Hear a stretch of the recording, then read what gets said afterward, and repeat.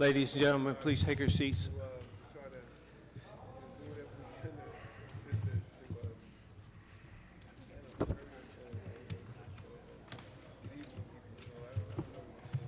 maybe we'll just walk beyond that. Like I said earlier, I might text you. Good evening.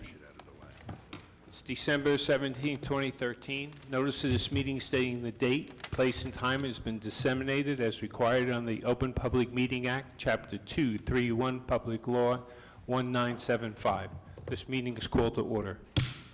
Mr. Clerk, please conduct the prayer and flag salute.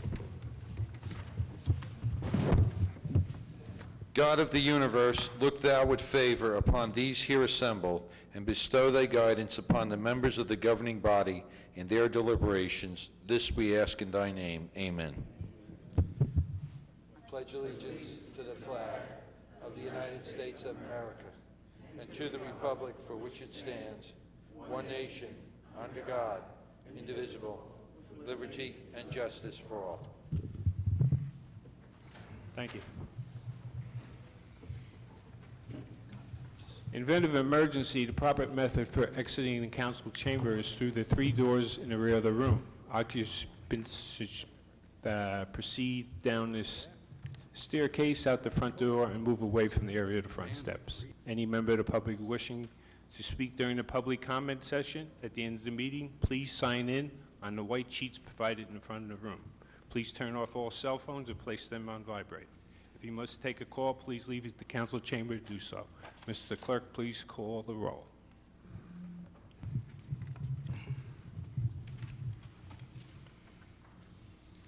Mr. Colbus. Here. Cozio. Here. Brown. Here. Armstead. Here. Crosby Hurling. Here. Sadowski. Here. Sheehy. Here. Yamikaitis. Here. Medina. Here. Kaczynski. Here. Mr. Moore. Here. Going to move into the minutes of November 12th, 2013 and December 3rd, 2013. I ask for a motion. Yes, Council President. I move for the approval of minutes taken December 3rd, 2013, and regular minutes for November 12th, 2013. Ask for a second. Second. Mr. Colbus. Yes. Cozio. Yes. Brown. Yes. Armstead. Yes, for the regular minutes of November 12th and abstain on the December 3rd minutes. Crosby Hurling. Yes. Sadowski. Yes. Sheehy. Yes. Yamikaitis. Yes. Medina. Yes. Kaczynski. Yes. Mr. Moore. Yes. We have 2 presentations this evening for our departed council persons that are leaving, Councilman Rich Cozio and Councilman Jack Sheehy. I ask you to step down to the podium, please. I ask the mayor to come down also with me.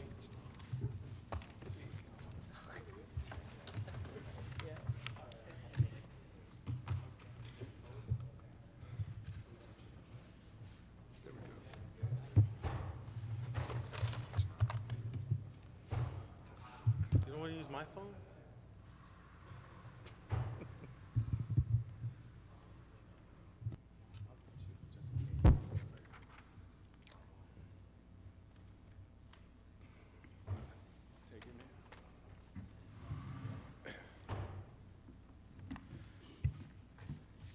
Tonight is, in my opinion, a bittersweet moment for myself. We are passing a resolution honoring Councilman Cozio of the 2nd Ward and Councilman Sheehy of the 7th Ward. And I really am happy for them that they're going to start enjoying life a little bit more, because people don't realize the amount of time and effort it takes to be a councilman in the city of Linden. You don't always just come to these council meetings and conduct city business. You're on various committees where you spend numerous amount of time directing different departments on the committees that you're on. Besides that, after a hard day's work, you go home and you have about 7, 8, 10 calls from constituents requesting services from the city, or looking for direction in your ward as to what they should do. So again, it takes a lot of time and effort to be a dedicated public servant, and both of these individuals have, and now they're retiring their public servant life and going to devote more time to their personal life. And that's where I am happy that they're going to start enjoying life a little bit more and serving their family as well as they've served the constituents. But we're going to miss both of them because I know they worked hard anytime there was something to be done, they were there. So we're going to honor both of them with a resolution. And Council President, would you like to say a few words? I'd like to read the resolution for honoring Jack Sheehy for his dedicated service as councilman to the 7th Ward. Whereas Councilman John Sheehy is concluding his 6th year of service as councilman for the 7th Ward on December 31st, 2013. And therefore, as John Sheehy was first elected councilman in the 7th Ward on November 7th, 2007, and began his service as a resident to the 7th Ward in the city of Linden on January 1st, 2008, and therefore John Sheehy has served on numerous councilmanic committees and chaired various committees in the effort to improve the quality of life for the residents of Linden. Therefore, his dedication and commitment has benefited the citizens of Linden in many ways that has contributed to many improvements for the residents of the 7th Ward. Therefore, Councilman Sheehy has discharged his duties with great diligency, compassion, diplomacy, and faithful dedication to the residents of the 7th Ward. Therefore, let it be resolved, this resolution be entered into the minutes of the Council of the City of Linden, and a copy be presented to the 7th Ward Councilman John Jack Sheehy, recognition for the foregoing. And my friend, Councilman Jack Sheehy. Thank you.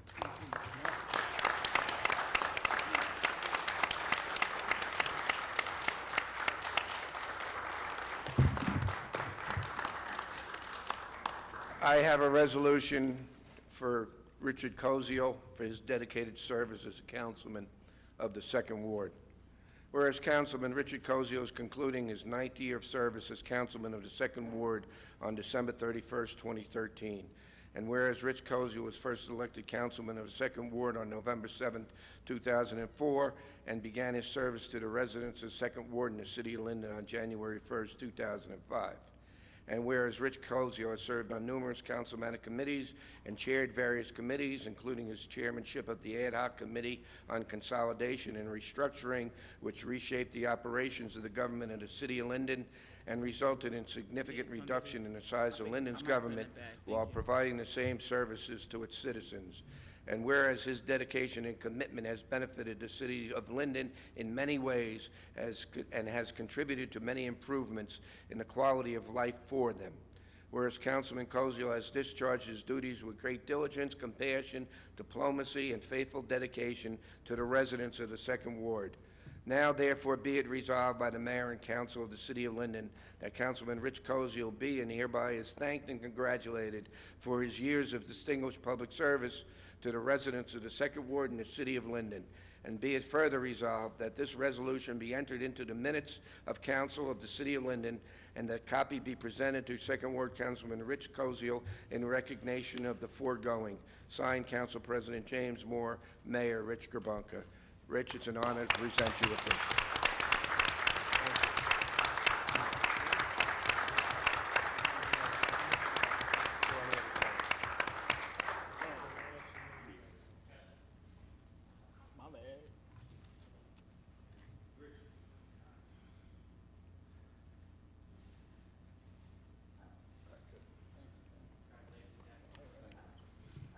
We're going to save remarks, at least I am, for my public comment. Thank you, guys. Thank you all very much.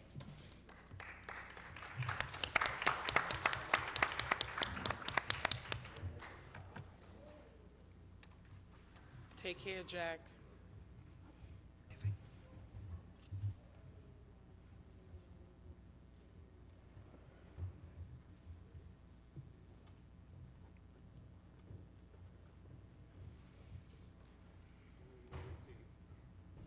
Moving to the ordinances. Ordinance continued from September 17th, 2013. Meeting requires no action. Ordinance on hearing.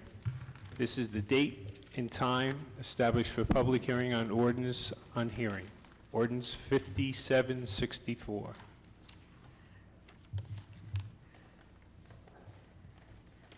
An ordinance to amend and supplement Chapter 7, Traffic, shall be amended as follows.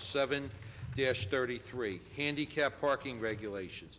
7-33.1A, handicap parking on street. Delete 542 Monmouth Avenue, one space.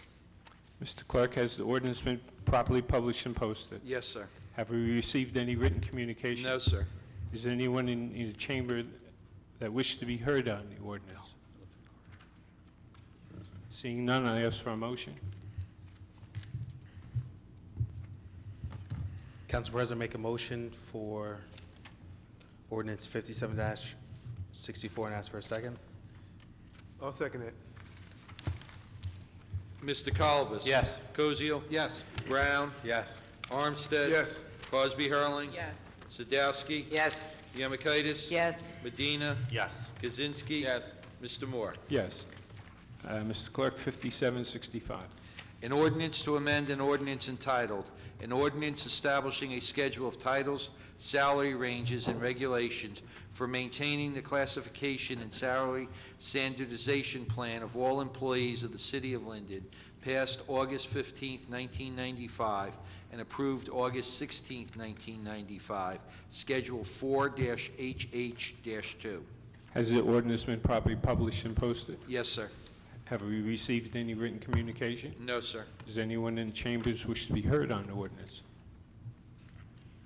Seeing none, I ask for a motion. Mr. President, I move that the hearing be closed and ordinance 57-65 be adopted and request a second. Second.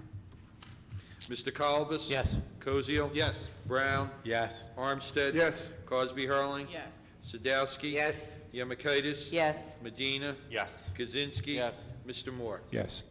5766, please. An ordinance of the City of Linden establishing an energy and natural gas aggregation program. Has the ordinance been properly published and posted? Yes, sir. Have we received any written communication? No, sir. Does anyone in the chamber wish to be heard on the ordinance? Would you please come up?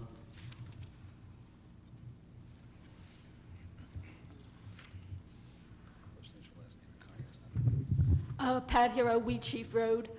I want to say that I hope that you either table this tonight and look to vote on it in January, or just vote it down right now. Seems like a good idea, right? But it's not. My source is Michael Strugatz, an attorney, and this is New Jersey Power Company's 3-card Monty. This is what it's taken, my speech is taken from.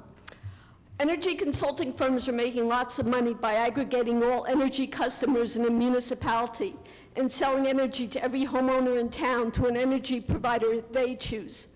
But rather than trying to convince each homeowner to switch energy providers, consultants get the government to do the work for them, signing a contract that switches all residential users to a new provider.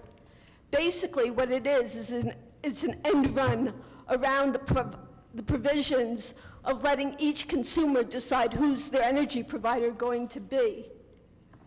Basically, it simply awards municipal contract to a consultant and basically legislates a shortcut for themselves instead of each individual in a municipality deciding who's going to be their energy provider. This way, we just focus it all on one group. It's not a very good idea, and it's certainly not competitive. The goal of energy deregulation was to break up utility monopolies and bring price competition and innovation to the market. Municipal aggregation is nothing more than an end run around deregulation and an effort to remonopolize the market. The most insidious aspect of energy aggregation is that it forces homeowners to opt out of the deal the town made for them, rather than opting into the deal they want. But opting out isn't what energy deregulation was supposed to be about. It's supposed to be about consumer choice and opting in. And for those who have already switched to a third-party energy provider, the aggregation system is even more cumbersome. One of the towns in New Jersey that have done this, Toms River, says they're warned to read their contract with their energy provider very carefully, as there may be penalties for terminating their contract prematurely. And now there's the cost of savings. You may say, well, does it really matter if it's going to save our people money? First of all, isn't it up to us, the consumers, to decide about who we want to go with, rather than just have one option? And by the way, one state that's done this more than even New Jersey has is Illinois. And Crane Chicago Business has reported that residents in nearly 30 towns that aggregated will end up paying more for electricity than their local utility is charging. 1 minute, please. As he says, energy purchases should be an informed individual choice, not a sneaky government mandate or shortcut to undisclosed profits. While aggregators come to your town, tell them in your local government that you're capable of making your own decisions. I know the people in my community. They come up to me all the time and talk to me. They're pretty smart people. Let them make their own decisions. By the way, from another organization, 30 seconds, and you please. can look this up, Citizens Against Municipal Aggregation. It eliminates choice, it eliminates competition, it's not a guarantee for the best rate. It locks municipalities and residents into long-term contracts, which may penalize them. Opt-out's basically no choice because 93 to 97% of customers do not take the time to actively choose to opt out. We should have an opt-in policy if we're going to do this, not an opt-out one. It negatively impacts renewable energy progress. And municipal politicians are finding the energy commodities markets to be much riskier than the aggregators told them they would be. And it's also contradictory to free market choice. Thank you. And this is what you want to vote on? I think not. Vote it down. Thank you for your time.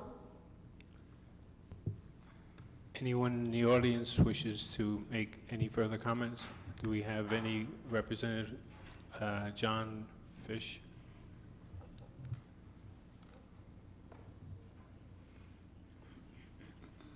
Hello, John Fish from Commercial Utility Consultants. Just a couple of points. Your comments and very valid concerns. Understand exactly where you're coming from. The purpose of energy aggregation is not to give one option. What we're doing is resetting the default rate. In New Jersey, the BPU, the Board of Public Utilities, sets the default rate, which is the basic generation services. That is made up of a bunch of suppliers: BP, British Petroleum, Morgan Stanley, Energy America, NextEra, and TransCanada. So right now everybody's on a third party and we didn't get a say. But at that default rate, everybody can come and go as we please. The new program for the aggregation program doesn't take away choice. It just resets the default rate, so you can still come and go as you please. Comparing us to Chicago or to Illinois, the program is vastly different. The contract that's been reviewed by the BPU and Rate Council on your behalf has no fine print in it, and you can come and go, and also there's a price match guarantee. So you'll never pay more than the default rate. So if the default rate were to drop, we have to come down and match it. So what's happening in Chicago can't happen in New Jersey. Kind of learn from Illinois' issues. So there are, the other group, Citizens Against, or whatever the name of it is, they actually work for another third party, and I think what they're missing is we don't take competition away, we're just resetting the default rate. So if any individual in town would find a better rate, wanted to go 100% green, a friend of theirs is selling it, they can switch at any time and can basically come and go. So no matter what, we're not putting any restrictions on the municipality or the resident. So there's nothing there that says you can, all we're doing is a default rate with the state. We're just resetting it a little lower because 85% of us haven't picked that new rate. There is no fine print in this. There's no charges. There's nothing in there that can come back to bite. Okay. Anything else? Okay. Thank you. Councilman Brown, you have a comment? Sir, I just have one quick question. This opting in and opting out that Ms. Hero mentioned, so do residents automatically get entered in this program if they want to? All those who have not already switched, right? The ones that switched already picked a third party. The ones that are still in the default rate are automatically included unless they opt out. However, they can opt out ahead of the program, and let's say I wasn't paying attention, I'm in, I don't want to be in it, you can leave anytime you want to, no cost, no fees, whenever you want. So remember, it works just like the state default rate. You can kind of jump in, jump out. If a friend of yours or you look online and you can get a lower rate, that's okay. We're not discouraging that. You're allowed to come and go as you please. But by us passing this, we automatically opt in for residents? The residents are in, just like the current state default rate, unless they opt out, correct. and you would see the rate, and they would see the rate before that. We would publish the rate and say, oh, this is the rate with the state, here's the rate that you got, and they decide to opt out or stay with it. Thank you. Council President, can I ask a question to clarify something? Mayor, and then we'll ask Mrs. Malik if she has any comments. Mayor?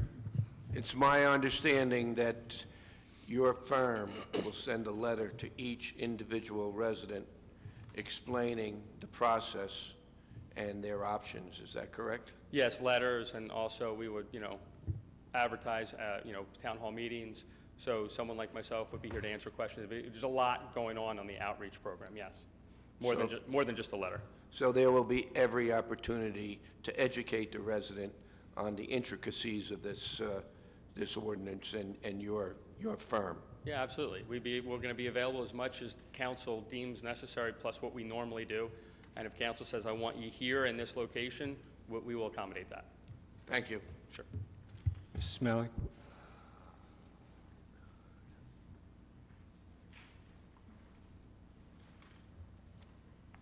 Unfortunately, I didn't hear what Patty Hero had actually to say. I have to admit, I'm a little ignorant on this, but just what I heard and what I'm reading here, I have Elizabethtown Gas right now. And so, beg your pardon? It's electricity. Electricity. So I have PSE&G, okay? So I have PSE&G. Other companies have been coming to me, I don't know if it was maybe just for gas, but trying to switch my utilities. And I took it upon myself to kind of look what they had to say, and I said, I really didn't want this. I find it kind of strange that, maybe this is what Patty was saying, trying to have someone tell me what I have to do with my utility bill. And am I correct in saying that when someone comes to my house and gives me another offer for power, gas, whatever, for my utilities, and I could say no to this, now the city is telling me that I'm not going to have that option? I'm going to have to go with what's on here? Am I saying this, am I reading this, or understanding correctly? Mike, would you come up to the microphone, please, for the people at home that are watching? Michael Reynolds. Basically, To the microphone. you can opt out at any time once you get signed in. Because it's basically you're getting a bulk rate. So instead of you just getting your own, percentage, your percentage you're paying for, so your default rate as a group, as a town, you get it as a cheaper rate than you would on your own with a third-party supplier. So if a regular third-party supplier came to your house or called you or sent you any mail or anything, there's a lot of fine print in there, and a lot of people that was happening was they were getting charged after 3 months. The rate was going up higher because they didn't see the fine print in their contract with them, and then they had signed up a year contract, so they're stuck. Here, you're not stuck with anything. You're just getting the town is helping you get a cheaper rate by having everybody opt in. So basically, yeah. Now, the people that won't be opting in are the people that already have a third-party supplier. So the ones that already went out, got signed up before this was ever implemented. Now, once their contract's up, they automatically opt in to this, but they can opt out any time. You're not going to pay more than the default rate. So it's always going to be, well, the kilowatt per hour you're paying now. So that's cent per kilowatt hour. That's going to be either that or lower. It'll never be higher than that. So you're going to go back to my electric company and find out what they would have been charging me, and you're going to charge me back? no, that's all public. I mean, you're paying. It's on your bill. Mike, would you repeat her question for the people at home? No, because what's going to happen is, I'm not going to, I no longer get my bill from my electric company, so I'm not going to be monitoring that. And could I just make one point No, here? you still get your bill from the electric company. The only thing that changes is your third-party supplier. Okay, now, to all your utilities, you have fixed costs. Mrs. Malik, would you come to the mic, because the people at home are very concerned. Sorry about that. With all your utilities, you have a fixed cost and variable cost. And when all these other utility companies have come to me, you have to understand that, they're not working, there's certain fixed costs, and that can't change, and that's not going to, and you're not going to be changing that. You're only going to be working with variable costs, correct? It's not correct. What I was just explaining earlier was that a lot of people that had signed up previously for a third-party supplier, and then their default, their rates jumped higher than the default rate, what you could have got if you were just with PSE&G without signing up. That rate, what we give you, it's a fixed rate, but if the default rate, say PSE&G drops their rate lower than our third-party supplier, then we go lower, or we have to match that. It'll never go up higher. So it is a fixed rate essentially. It's just, it can never go above JCP&L's default rate. It never goes above that. Let me just ask you, are you a power broker? Do you actually have the facilities that are generating this power? No, that's third-party suppliers. And that's what you are? We're government aggregators. So we're under the BPU as a government aggregator. Okay, so you're an aggregator, but you do yours, so does that mean you yourself have the facilities that are producing this power? No, that's what the third-party suppliers are. So But even third-power party suppliers, when people have come to my house, I'm just thinking about the gas now, so I ask them, they just kind of go out and find maybe where the cheapest power is. They're like a power broker, and you just go where it's cheaper. They themselves are not producing the power. They're a broker. You're not a producer. So are you a producer, or are you just a broker? well, we are brokers. Would you speak into the mic? Sure. We're brokers for the third party, like say, for you, okay, as a third party supplier, PSE&G already has, you're already having a third party supplier that they went out to bid, and that's the rate you're getting. So what we're doing is which they already did, we're giving you a better option. PSE&G is a power supplier. They generate power. They generate electricity. Well, I'm sorry, but I mean, they're not supplying the electricity. You have a supplier that supplies the electricity. They generate it. They don't supply it. Right, they generate, Yes. So there will be public information, Mike, that will be sent to the residents about it? I'm sorry? You will send information? Oh, yes, yeah, absolutely. And I have another question. So, since other power or I'll say utility companies have come to my house to offer me these deals, just out of curiosity, maybe this is kind of an anal question, but how did we select you? And is this really legal that all these other power company or companies out there that are touting like lower prices and stuff like that, how did the city of Linden select you and not, I can't even think the name of these other companies that are coming here? And I would think that would be like a conflict of interest. And Let me ask our attorney, Mr. Hudak. There's a state statute, the state passed a law allowing aggregation of power by municipalities and counties and so forth, and the companies that do the aggregation have to go through a process with the Board of Public Utilities and be authorized to do that. This company is one of those that's been authorized. When the program came to our attention, we brought it to council. Council asked that the city clerk at the time investigate the company in other towns and what they had done. And I think Mr. Bodak spoke to several municipalities that have been involved with aggregation and got reports back on what they did and how they did it and recommendations on the company. So there was a vetting process that this went through.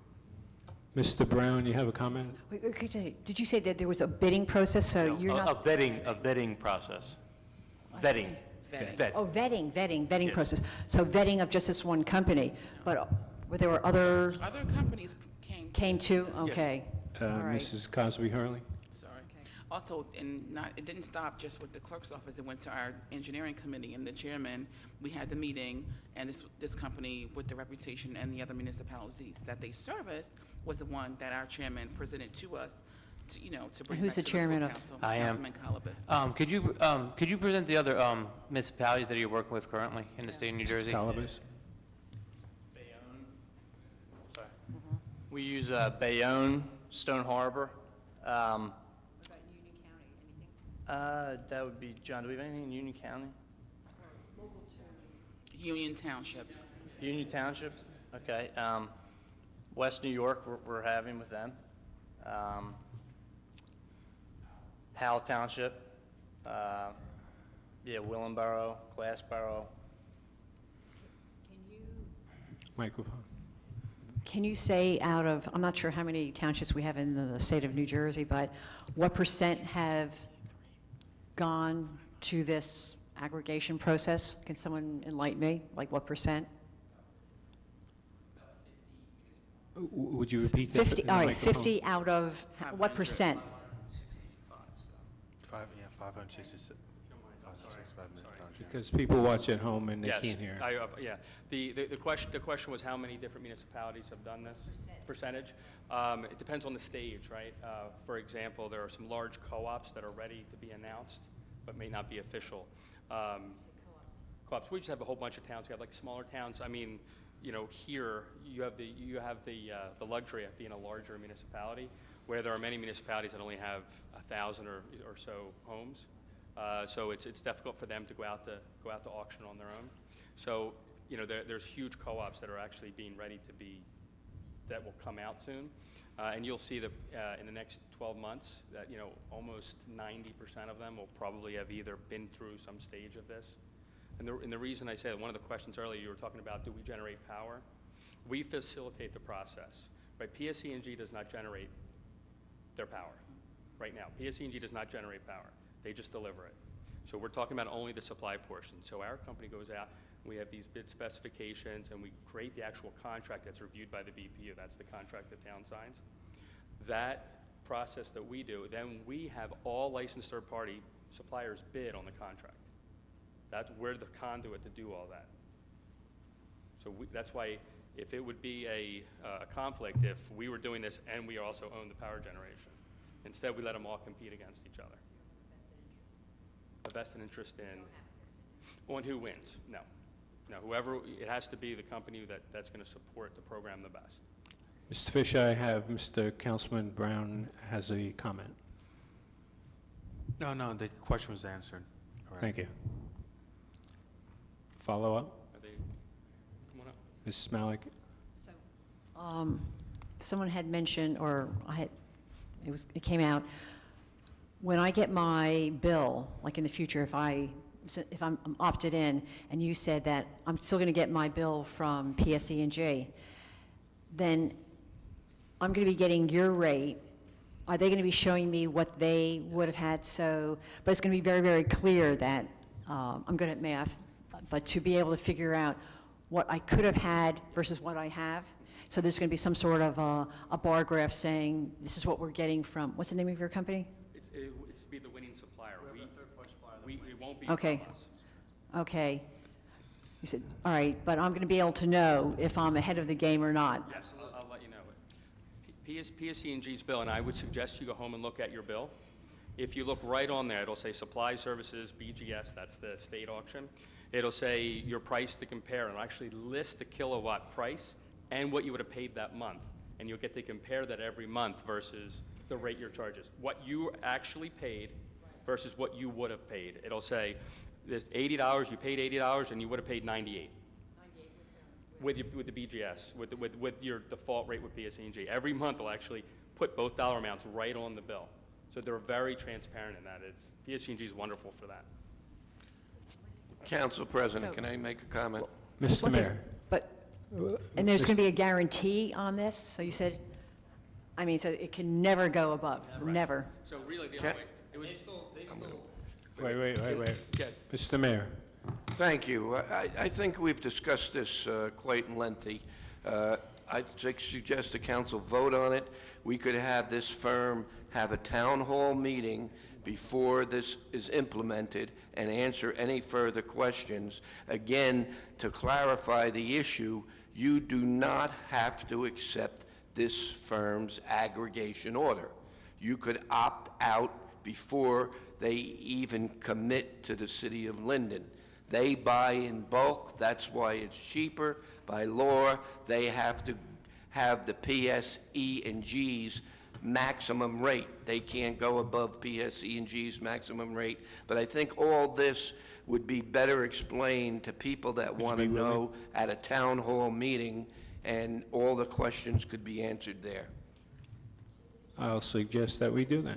Council President? Yes. Councilman Brown. Mayor, with all due respect, that's a great idea, doing a town hall meeting, but just like we did with the budget and the garbage surcharge, we had a town hall meeting prior to making a decision. So if that's your suggestion, maybe we should table it and then do your town hall meeting, but to have it after we made a decision for residents, I don't think is the right thing to Council do. President. Gentleman, Mike? John? I'm sorry, just one thing to that, and I would agree, before the city actually commits to anything, the ordinance does not lock us into anything, right? The ordinance allows us to take next steps.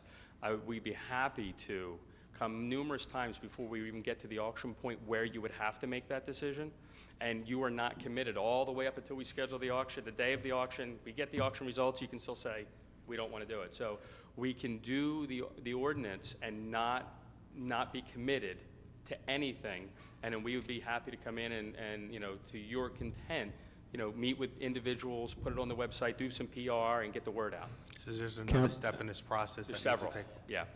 Councilwoman Rashana Cosby-Harrell. I was just going to say what you just said, actually. The ordinance doesn't lock us in. Right. And with the research that we've done, it's the benefit. I know someone who actually has a third-party supplier for their electricity. She's saving now. She's going to save even more if she opts in with the bulk rate. So again, when this comes all around full circle, you don't have to even be in the process because you're going to have the ability to opt out prior to. It's a win for the city because we pay for electricity as an organization, and it's a win for the residents because it's going to give us a bulk rate, very similar to like car insurance and other insurances that you have. The more people that are in it, the lower the cost is for the participants. So I would encourage a vote on the ordinance because this is just the beginning step to get us to where we need to be to save money for everyone in Linden. Thank you, Councilwoman. That was very informative. I'm going to ask for a motion, please. Council President, I ask that the hearing be closed and ordinance 57-66 be adopted and seek a second. Second. Mr. Colbus? Yes. Koziel? Yes. Brown? Yes. Armstead? Yes. Crosby Harling? Yes. Sadowski? No. Yemakaitis? Yes. Medina? No. Kaczynski? Yes. Mr. Moore? Yes. Mr. Clerk, 5767. An ordinance designating the Linden Transportation and Parking Division to install and maintain all signs associated with the municipal public access plan. Has the ordinance been properly published and posted? Yes, sir. Have we received any written communication? No, sir. Does anyone in the chambers wishes to be heard on this ordinance? Motion, please. Yes, Council President. I move that ordinance 57-67 be closed, and I seek a second. Second. Mr. Colbus? Yes. Koziel? Yes.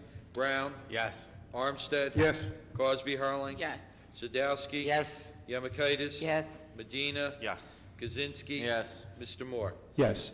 5768, please.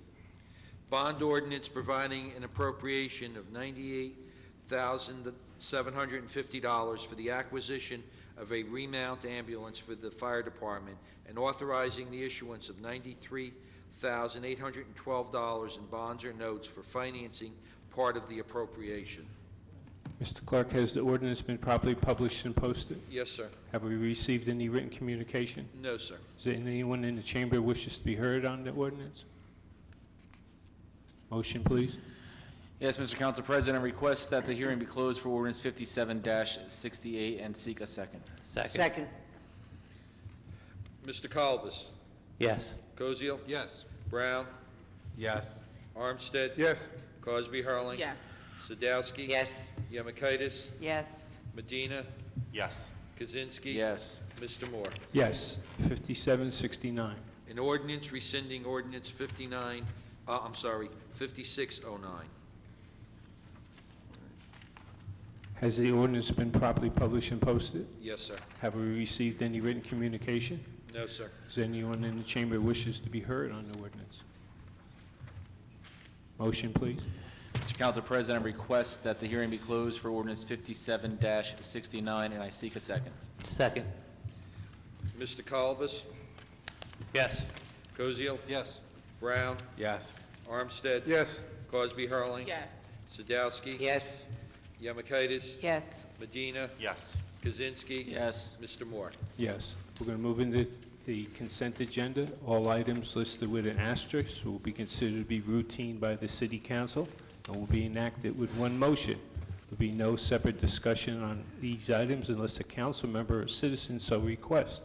In the event the item will be removed from the general order of business and is considered in the normal sequence on the agenda.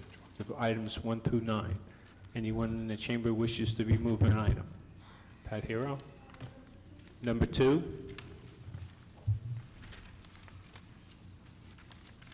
Motion on the remaining. Council President, I was asked by the clerk prior to the meeting to, on number 5, we have the first part of number 5, we are going to remove from consideration Margaret Hickey, that's going to be removed. The item with Jack Sheehy remains on number 5. So I will move items 1 through 9 of the consent agenda with that correction, with the exception of 2, and I ask for a second. Second. Mr. Colbus? Yes. Koziel? Yes. Brown? Yes. Armstead? Yes. Cosby Hurling? Yes. Sadowski? Yes. Yemakaitis? Yes. Medina? Yes. Kaczynski? Yes. Mr. Moore? Yes. Would you please come up for 3 minutes? As you know, when I talk about DPW, I always refer to them as my people. And these two gentlemen are very much the reason why. Mr. Fakiti has done a very good job for a very long time, and I will definitely miss him. And as far as Mr. Kobe is concerned, well, I've got a personal story that I want to tell about Mr. Kobe. When I was working in a store downtown, I once saw Mr. Kobe come by. He's part of the reason why we love to live in Linden and what makes Linden Linden and why I'm going to miss him so much. He said, you know, I was worried about you. I noticed you hadn't put out your recyclables in a while, and I wanted to stop by and make sure everything was okay with you. It's pretty personal, isn't it? It's pretty nice to be cared about. Fact is, I don't put out recyclables a lot because sometimes I just didn't have any, and that's what I mentioned to him. And I sometimes wait till I have them all full. But you know what? The fact that he stopped by just to see how I was doing made a big impact on me. And like I said, that's what makes Linden such a great town to live in, people caring about people. More people should be like Mr. Kobe and Mr. Fakiti. I'll definitely miss them very much. Thanks for your time. Thank you. Motion, please. Council President, I move consent agenda item number 2 and ask for a second. Second. Mr. Colbus? Yes. Koziel? Yes. Brown? Yes. Armstead? Yes. Cosby Hurling? Yes. Sadowski? Yes. Yemakaitis? Yes. Medina? Yes. Kaczynski? Yes. Mr. Moore? Yes. Move into committee reports, and I'll ask Councilman from the First Ward, Chris Colibus. for Thank his you, Council report. President. I have a committee report from the Engineering Department. Linden Development LLC is applying to the New Jersey Department of Environmental Protection for a treatment works approval permit to discharge 12,500 gallons per day of domestic sewage from a proposed warehouse at West Linden Avenue to a 30-inch sanitary sewer located on routes 1 and 9. This is the former General Motors property, and the warehouse was approved by the Planning Board on February 10, 2009. The city engineer has reviewed the application and recommends approval. There will be no cost to the city for this permit. I will therefore move that the city engineer be authorized to endorse this application to New Jersey Department of Environmental Protection. I move for approval and ask for a second. Second. Mr. Colbus? Yes. Koziel? Yes. Brown? Yes. Armstead? Yes. Cosby Hurling? Yes. Sadowski? Yes. Yemakaitis? Yes. Medina? Yes. Kaczynski? Yes. Mr. Moore? Yes. Thank you. For First Ward residents, if anybody has a question or concerns, please give me a call at 925-5568. I want to wish everybody a happy holidays, Merry Christmas, and a Happy New Year. And finally, tonight, we are saying goodbye to two great councilmen that we had in the city of Linden. Their presentations were before. I just want to speak on a couple words on both of them. As for Councilman Jack Sheehy, it was a pleasure working with you up here. We were in a lot of committees together over the last 6 years, and we worked very well. We've floated a lot of ideas around. Some we disagreed, some we agreed, but we always, when it came down to it, we always made the best decision for the city. And I appreciate all the hard work he's done, all the volunteering. And I know now he's involved with the Shade Trees. He's going to do a great job there, and I'll truly miss him up here. And to my partner to the right here, who's been a mentor towards me, I appreciate all his work and all his help, his guidance through the years. He helped me in my first election with campaign literature and ideas. I bounced a lot of stuff off him. Our wards are adjacent to each other, so we had to help each other out a lot in conflicting problems and concerns we had. And even though he's not going to be councilman anymore, that's not going to stop, and our friendship won't stop either. So, Rich, it was a pleasure, and thank you very much for all your work you did for the city and helping me out as well. This concludes my report, Council President. Thank you, Councilman. The Honorable Councilman Rich Cosio. Thank you, Council President. From the Technology Committee, just an update on the computer technology. The Council President asked us to give a little bit of an end-of-year update. All thin clients, and by thin clients, those are virtual computers that we're working out of the cloud now, have been deployed, and users have been on them for the past several months. There are a few users who are remaining on PCs for software requirement purposes: Treasury payroll, tax collector, assessor, recreation community pass. There's been an issue with the VM malware, which was investigated but resolved with elevated technical support. Moving forward, there's a handful of new workstations that need to be deployed but are currently awaiting determination of any payroll software requirements prior to deployment. The municipal website development, we received responses from our RFPs, and before the end of the year, a determination will be made and a vendor hopefully will be recommended for the new site development. The developer will be charged with the design development utilizing a content management system such as WordPress, and content enhancement and migration will happen from our current site to the new site. But what we want to have happen is to develop our in-house capabilities and train our people so that we can update and continue to develop and maintain the site internally.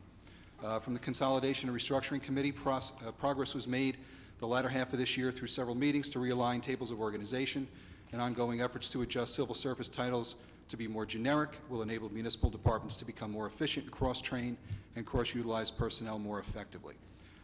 We have been contacted, the City of Linden, by Union County to be involved in their Union County-NJ 350th anniversary celebration, and the Linden Society for Historic Preservation will be supplying content and imagery for the anniversary booklet. Finally, tonight does mark my last meeting as a member of the City Council, 9 years representing the residents of the 2nd Ward. I'd like to thank everyone for their kind words this evening and for those who supported me over the years. Please know that I serve the best interests of the city and residents in mind and made decisions and supported initiatives which I truly believed to be the best in the interest of the city.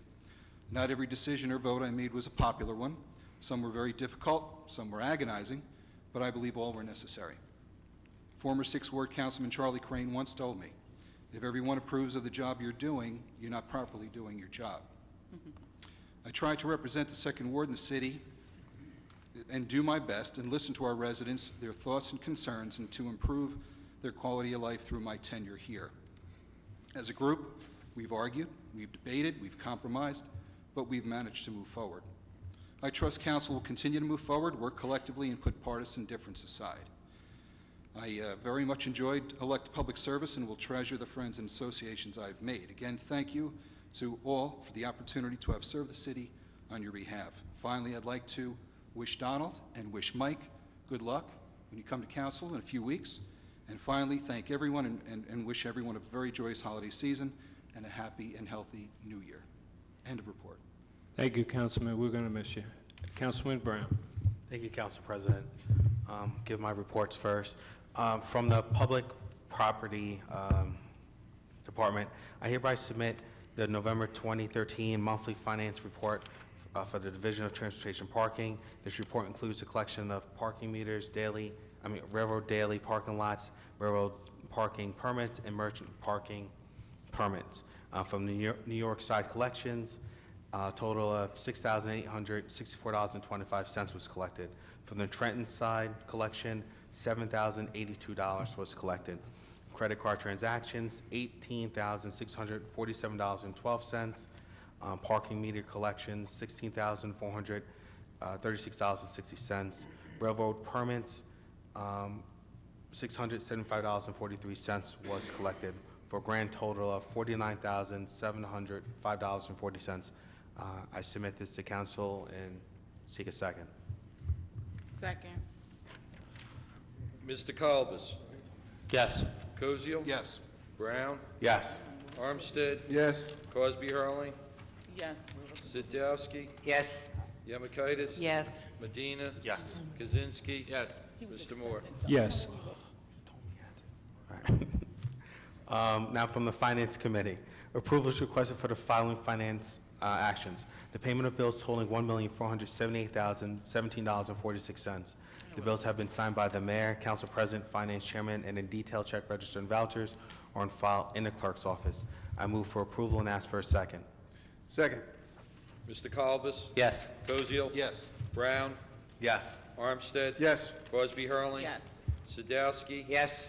Yemakaitis? Yes. Medina? Yes. Kaczynski? Yes. Mr. Moore? Yes. Thank you. Now, I know, Council President, you asked for us to give a summary, if that's okay with you. Yes, sir. I'll give it next month. But the only thing I do want to highlight for the end of the year when it comes to the Finance Committee, and if Alexis can touch on it, as we did yesterday, was our bond rating. I think residents should know that we did get evaluated by the S&P, and if the treasurer can explain what happened, please. Mrs. Zach? Yes, Chairman Brown and I had a conference call last week with Standard & Poor's. They are the rating agency for the city of Linden. They had requested certain information from the city, and they wanted to see where the city financially was. The outlook for the city was moved from negative to stable, AA rating, so it was something positive, and they were on it too. One of the comments that they made was because it was a proactive administration that they had saw, and that's why they had changed the rating to stable outlook. So that was something positive for the city. Our financial advisors had updated the governing body last evening in regards to that as well. Thank you. Thank you. And lastly, I want to, say goodbye to my colleagues on council. First, Councilman Sheehy. Councilman Sheehy, I learned a lot from. One of the things is I learned that he's very passionate. I think we all can agree. And he took this job very serious, and he will be missed, certainly by me. I did learn a lot from him. And Councilman Koziel, a lot of times people comment how much, I talk to him during the meetings, but a lot of people don't know is that there's a lot that I've learned from Councilman Koziel over the years. Sometimes it starts, I think we have phone calls as early as 6:30, 7 o'clock in the morning where we're discussing issues ranging from SID, where we've worked together on that, till the technology, improving the technology infrastructure here. So just like Chris said, I can say that too, that Councilman Koziel has been a mentor for me as well. Someone who I can, bring ideas to, get some feedback. With all the experience he's had over the years, it's helped me, get up to that learning curve. So he will be missed.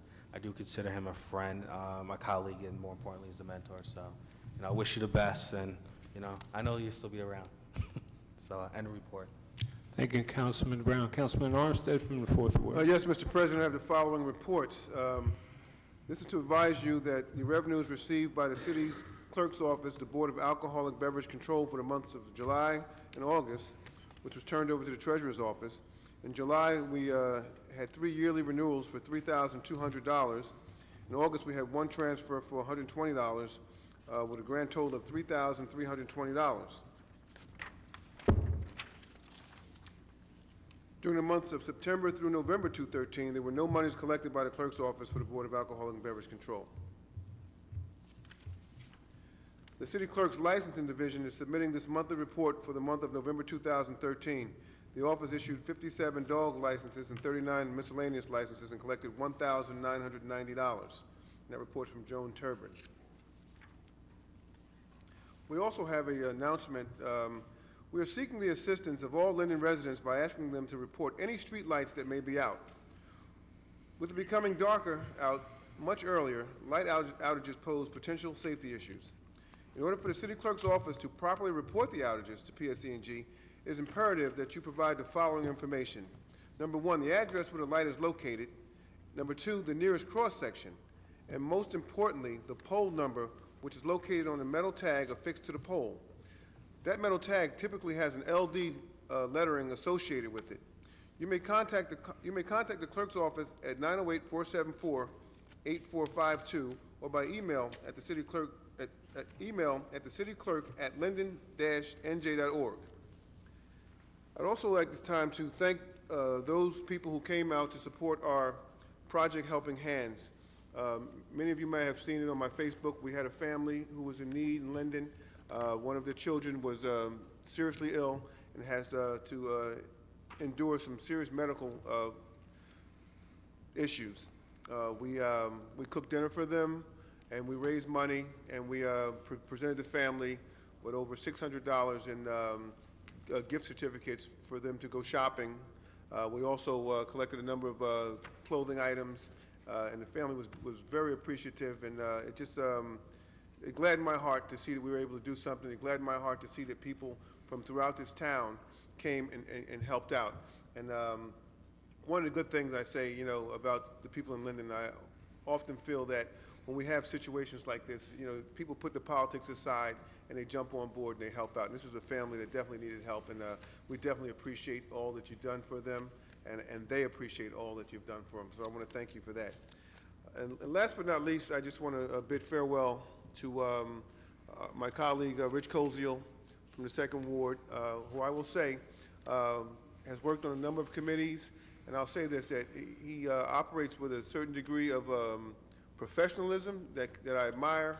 He, any committee you put him on, he worked very, very diligently on it, and I feel he produced some very tangible results with the things that he worked on, particularly the Reorganization and Consolidation Committee. I think he did an excellent job. I think he did an excellent job with the Technology Committee. And again, you know, I'm going to miss his professionalism that he brings to this council, and I wish him well in all that he does, and I'm sure he's going to have a lot more time to spend with his family now, you know, which is sometimes, you know, people tend to overlook that in this business, that this business takes us away from our families, and probably when it's all said and done, it's all you're going to have in the end is your family. So again, my friend, I wish you well in all that you do and all that you endeavor. And last but not least, I'd like to talk about my good friend Jack Sheehy. Jack Sheehy and I go back to PAL days when I was about 9 years old. We go back a long way. His family's been in town for a long time. My father used to deliver mail in that neighborhood where Jack lived, as well as our new councilman, Mike Minichenko. Jack was a very passionate councilman. He was a hands-on councilman. He was the type of guy, if he saw a tree in the street and he felt the DPW wasn't addressing it fast enough, he'd throw it in the back of his truck. If he saw a shopping cart on Wood Avenue and a resident complained, he'd throw it in the back of his truck. He's that type of guy, you know. I'm going to miss the friendship and the camaraderie we had with Jack, and like Rich, I wish him well in his endeavors, and I'm sure he's going to do well. And again, he'll have more time to spend with his family. And last but not least, I'd like to just wish everybody a happy holiday, and may everybody have a healthy and prosperous new year. And that concludes my report, Mr. President. Thank you, Councilman. Councilwoman Cosby Hurling. Thank you, Mr. President. From the 5th Ward, I want to thank everyone who came out to our Santa event. Even though it was a little bit of snow on Saturday, we had a really good time. The children had Santa, they made a craft, and they actually decorated the tree that was in the multipurpose center. I want to thank the Recreation Department for, you know, being there, making sure the sidewalk was safe, and that we had an enjoyable event. From the Negotiations Committee, we have had informal dialogue with the unions, and our labor relations specialist is not here tonight. However, it is my desire, and I'm just going to say it now, to continue on in the negotiations committee, because we haven't even really begun to get our feet, you know, dug in and get the process going. So I will be seeking to remain on the negotiations committee next year. Wow, when we select our committees. The recycling committee, we have citywide an issue with our recycling, and the recycling committee, working with the DPW and the recycling coordinator, have penned a letter that will be coming out with a flyer which actually has photos and lots of detailed information. What's happening is, there was an actually in the newspaper yesterday, there was an article with regard to the contaminated loads that are being shipped to China. China's rejecting them.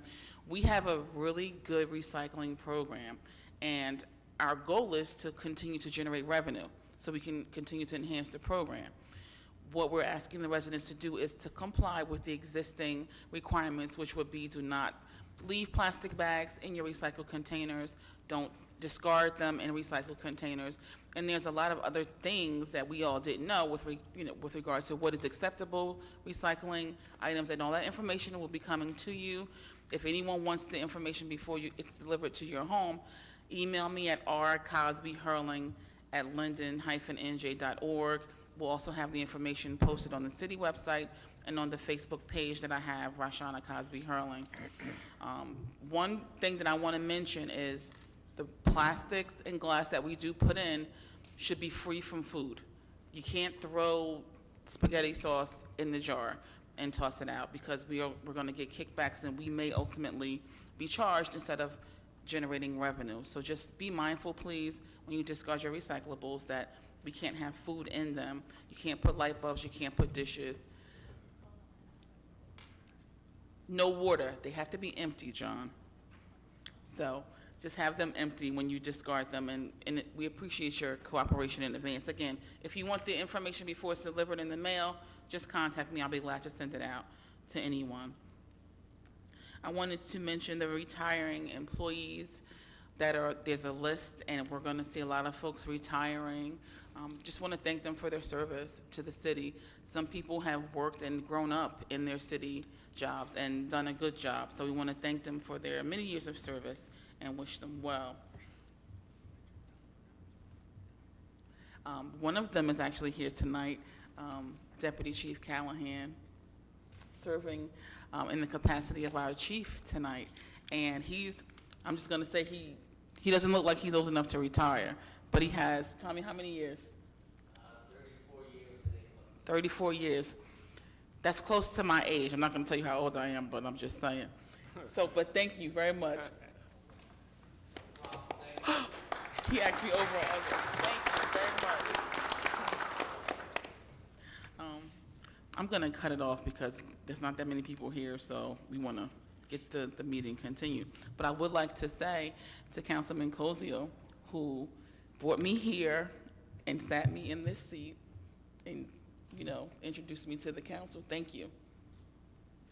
Thank you for giving the information, sharing the information, and always having that level head and telling us, well, you got to think about it this way or think about it that way. And, the technology committee was his baby, and he's leaving his baby, but I'm going to ask to be on your committee, and hopefully I'll make you proud, because we had the same kind of vision for the website and, the technology, which is one thing we were talking about tonight in caucus. There's so many different ways to get information. Our goal is to streamline it. Make sure that, you're not going here, there, and everywhere. We want to have one central location for everyone to get all the information, and for that information to be sanctioned or approved by the city of Linden. Councilman Cozio, your wife, is going to enjoy seeing a lot more of you. So I know she is, and so continued success in whatever you choose to do, and thank you for your service to the city of Linden. Councilman Sheehy is excused for the night, but I'm sure that he's going to see this, and I want to wish him the best and good health in what he does in his future as well. And that concludes my report. Thank you, Councilwoman. Wait, no, I didn't. I'm sorry. Merry Christmas and Happy New Year, because we're not going to see you until January the 7th. That really concludes my report. Once again, thank you. Councilman Bob Sadowski. You sure she's finished? Okay. Thank you, Council President. First, before I do forget, I want to say thanks to Rich Koziel and Jack Sheehy for all they've done for me on the board. Rich, we would talk and so on and so forth. He gave me good advice. Jack was sitting next to me for at least a little over 5 years, and Jack's an interesting guy, and I hate to say this, but we did have fun up here. I hate to use that word up here, but we did a lot of things, but he has the 7th Ward, I have the 6th. We have a lot of the same common problems. We tried to work together, but like everyone said, Jack's a different kind of guy, and I just want to wish him well, too. That's all, both. Thank you. With the snow we've been having, please shovel your walks, so on and so forth. If it's really deep, move your cars so the plows can go through. There's nothing worse than having the plow come down the street and there's 20 cars parked on the side. So please, with this kind of weather, think of yourself and think of the other citizens in town. Now, some of the events still happening in the 6th Ward. They should be starting construction on the Southwood project. That's the building next to 6th School. They are waiting for, I forget exact date, but when the school is out, they should start building. So that is coming to fruition. The second thing is on Stiles Street, South Stiles, the Cantor project is in progress. He has bought up a bunch of land. He has ripped down the trees and bushes. They are ready to take down the houses. Once that happens, they will be fixing it up for whatever they have. I can't tell you what's coming. Someone said maybe a gym and so on. But it will be better than the trucks that are down there now. So that's coming up. There is hope that ShopRite will not contest the Wawa. The Wawa was already passed, but ShopRite is contesting that. So there is hope that they won't do that. Also, ShopRite again has lost in the courts, and we are hoping this may be the last time they will raise their heads. What we still have to do is the Walmart must go back to the planning board to get approval, and they must have a new traffic study. So once this is done, we are hoping that Walmart will start, put the shovel in the ground and start the business. I'm just looking. Basically, that's it. If you have any kind of problems, please give me a call. Like I said, with the snow, with this kind of weather coming, please be careful. And I just want to wish everyone a happy holiday, Merry Christmas, Happy New Year's, and have a good next year. That concludes my report. Thank you, Councilman. Councilwoman Yamakaitis? Thank you, Mr. President. I'd like to start off by wishing my colleague in the 2nd Ward, Mr. Koziel, the best. Mr. Koziel raised the bar for the city council. He mentioned Mr. Crane, and Mr. Crane always gave you credit for that, Rich. Before you came on, most of the council gave no report unless they had something from their committee. So that was one piece of advice that Mr. Koziel did give me. Make sure you report on your ward. People want to know what's going on. So, Mr. Koziel, you have a big set of shoes to fill over there for your predecessor. So I wish you well. Mr. Sheehy is a one-of-a-kind kind of guy. He said what was on his mind, whether you liked it or not, and I think that's what makes Jack so special. So I wish him all the best in his health and all his future endeavors. We were band parents together. When you're a band parent, you bond. You have no choice in the matter. You freeze, you sweat. So I wish him well. So I'd like to also start off now with my personnel report. Approval is requested for the following personnel actions. In the fire department, the granting of the paid FMLA leave of absence for the employee number 107641 for the period of November 1st, 2013 through December 31st, 2013. Number 2, in the municipal court, the paid, unpaid intermittent FMLA leave of absence for employee number 91145 for the period of December 11, 2013 through December 10, 2014. Number 3, in Construction Code Department, Division of Public Works, the voluntary transfer of Ernest Green from Clerk 2 to Laborer in the Division of Public Works at the rate of $20.94 per hour, effective November 27, 2013. Number 4, in the Division of Public Works, the approval of hiring 4 seasonal employees effective December 20th, 2013. Number 5, in the Finance Department, the paid FMLA leave of absence for employee number 182 from November 20th, 2013 through January 5th, 2014.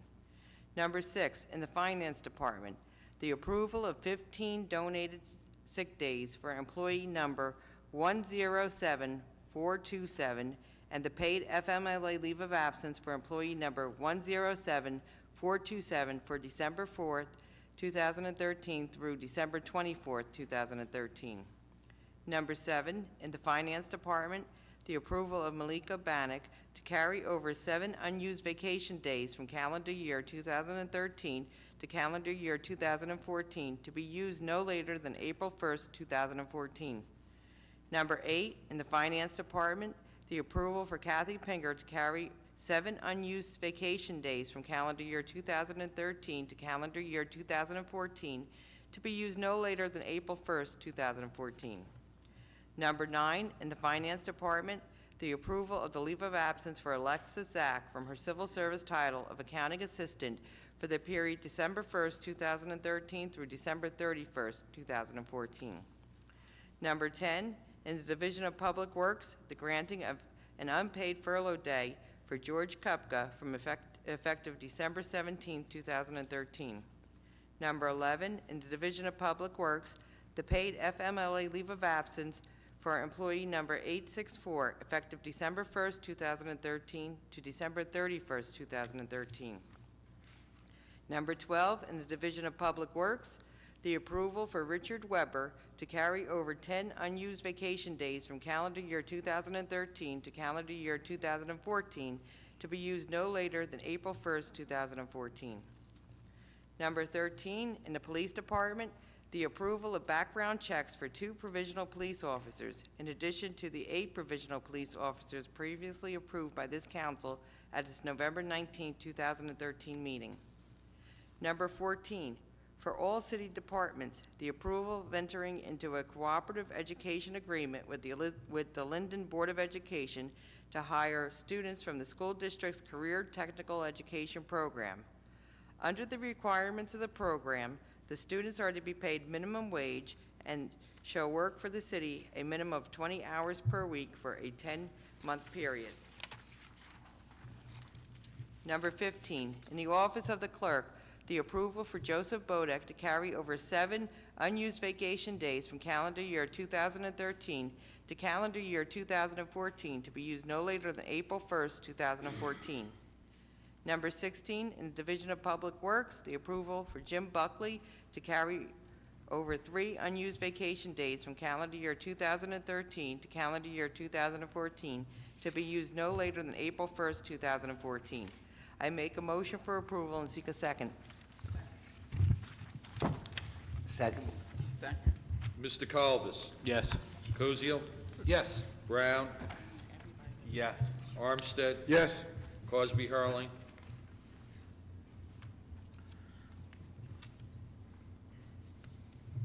Councilwoman? Cosby Hurling. What? I'm voting yes. Sadowski. Yes. Yemakaitis. Yes. Medina. Yes. Kaczynski. Yes. Mr. Moore. Yes. Council President have requested all the committee chairs to give a brief summary of their committees for this year. So I'd like to make a brief report on the Personnel Committee. This year, the Personnel and Finance Committee was split into 2 committees. As a result of the separation, the committees were able to provide a function that combined was an overwhelming task. Personnel and other important policy issues very often had to take a back burner due to the overwhelming task of preparing a budget when the committees were combined. If I could sum up in 2 words, the path this Personnel Committee moved in, it would be consistency and accountability. Records were reviewed this year.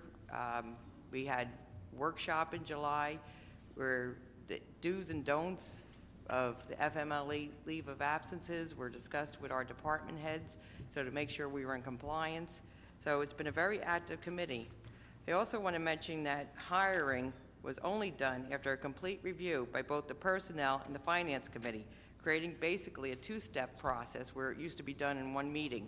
Now you basically have to go through a 2-step process in which the necessity for the position was examined and scrutinized.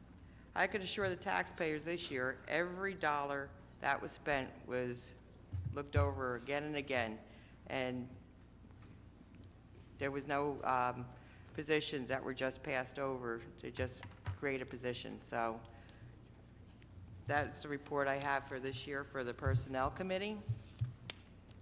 I would also like to mention for the 8th Ward, I want to thank everyone who came out Saturday for our annual photos with Santa and our open house. We had a great turnout. We had take crafts.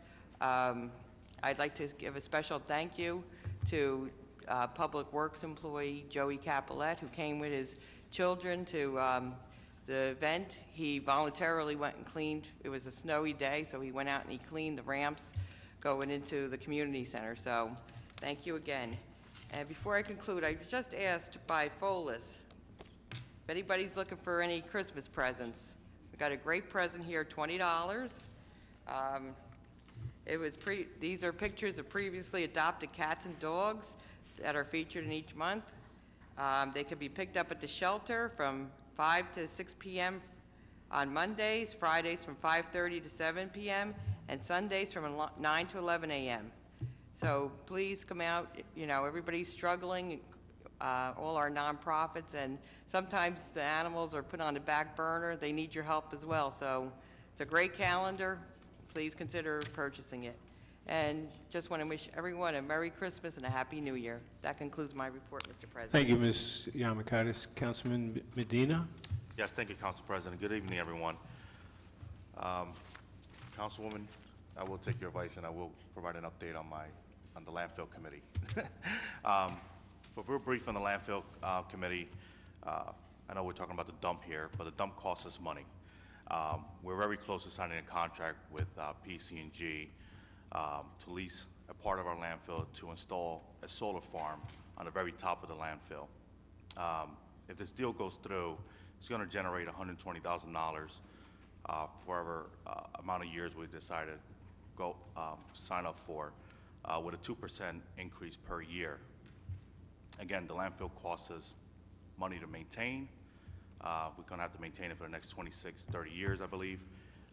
So we're not generating anything out of the landfill. So this will definitely help offset some of those maintenance costs, kind of alleviate some of the burden, I guess, on the taxpayer. But I guess it's a small little fraction, but it's something. And we're hoping to find out more in January, not late February. We have this contract in place with PSC&G. So I will definitely keep everyone updated on it. And also, adjacent to the landfill, we have the Hawk Rise. I know Bob Frazier, when he was up here, he spoke a lot about the Hawk Rise. So I encourage everyone to check the city website come spring and look at the calendar. The Audubon Society does a great walking tour down there. Look at all the wild animals and the plants and the species they have down there. So, and you can stop by Folis and buy a calendar because it's right adjacent to it. So I definitely encourage everyone to definitely check it out and go down there to come this spring. Now for the 9th Ward, I have a couple things here. We finally got the permit parking up and running along the Northwood Avenue for the residents that are having issues with the patrons from Central Park, and also the residents from the Roselle side parking over on the Linden side. We're having a little bit of difficulty with the guest parking. So we have a couple wrinkles there. We're trying to iron those out. So in the meantime, I'm asking residents, and I have it in my newsletter that's going out this week, just to email me or call me if you're having a large event. So that way the police could be notified and the police will stay away from that street and none of your guests will be ticketed if it's going to go over the 10 p.m. curfew that we have set up for the permanent parking. I also want to advise the residents and also just give thanks to our police department. They're doing an amazing job. They have been very active in addressing the speeding issues in the 9th Ward. So with that, drive carefully, stay at the posted speed limit, because they will get you, and they have been out there, and I'm happy to see them out there. So if you get ticketed in the 9th Ward, or even the 10th Ward, they have been active, and you get angry, you can give me a call. So, because the children's lives are extremely important. We have 3 schools in the 9th Ward, right off of the Wood Terrace. We got the high school. It's a sin what goes on in these streets, and a lot of it is our own neighbors, our own residents. So it's pretty sad, but hopefully we can control it and maintain it, and we come out with a game plan in 2014 to kind of really hammer down on that issue. I would also like to thank our departing council member. I would like to wish Councilman Cozio good luck. I hope to see him still active in the city of Linden. I've only been up here for a year, so I have to admit, I did not reach out to Councilman Cozio for any mentor or advice. But just sitting up here for the 1 year, he is someone that you could definitely listen to, and he does provide some good advice and some good opinions when it's behind closed doors, and he does tend to find that middle ground after listening to everything. So you will definitely be missed. I enjoy working with you this year. And I also like to wish my good friend, Councilman Jack Sheehy, good luck. I hope to see him also active in the city of Linden. And he will be greatly missed by me and also the residents of Linden. And with that, I want to wish everyone a happy holiday and a safe New Year's, and stay safe. That concludes my report. Thank you. Thank you, Councilman. 10th Ward Councilman Adam Kaczynski. Thank you, Mr. Council President. From the Fire Committee, I just want to point out 2 quick things. The Fire Prevention Bureau brought in $2,919.75 for the month of November. And also, you might see a Roselle ambulance parked in our firehouses. Our one ambulance is down, and through the cooperative efforts of our chiefs of both our town and Roselle and the other towns around here, we are using their ambulance on loan. It's not uncommon, but just if you happen to see one there, that's why. Second, I'd like to piggyback, I guess, on what Councilman Medina was talking about, the police presence in our area, 9th and 10th wards. Specifically, I pointed out the issues we've been having on Stewart Place, Verona Ave, the various side streets, North Stiles Street.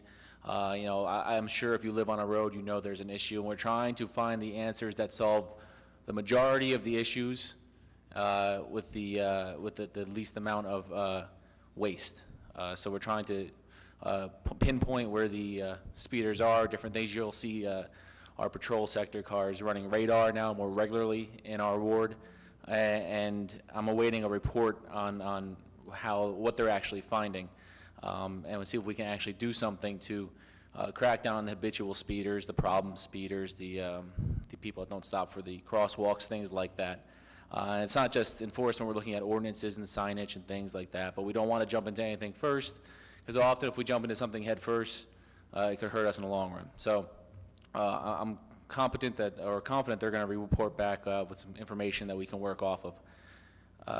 Third, I'd like to congratulate all those people on the retirement list. There was a number of names on there, and for all those that I've had conversations with over the years, I appreciate it and I thank you.